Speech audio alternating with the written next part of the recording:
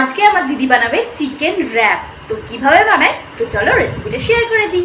সবার প্রথমে চিকেন চাংসগুলোকে ভালো করে ম্যারিনেট করে নিয়েছি বেসিক কিছু মশলা দিয়ে। এরপর দইটাকে আমরা জল ঝরাতে রেখে দিয়েছিলাম।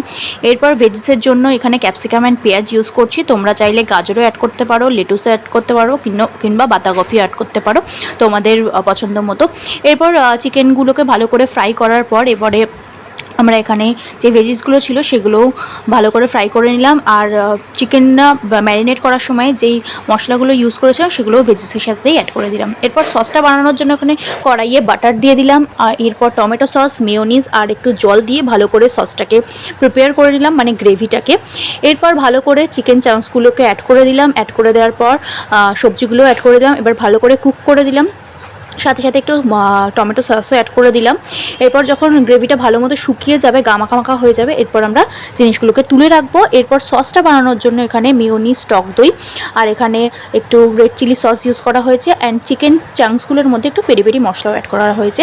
এখানে র্যাপের জন্য যে রুটিটা সেটাও আমরা বানিয়ে নিয়েছি। এরপর র্যাপটাকে খুব ভালো করে অ্যাসেম্বল করার পালা। তো একে একে করে সব কিছু অ্যাসেম্বল করার পর আমাদের র্যাপটা কিন্তু দেখতে খুবই ডিলিশিয়াস লাগছে এবং টেস্টি লাগছে। তোমরা কিন্তু বাড়িতে একবার হলেও ট্রাই করো আর জানিও কেমন লাগলো।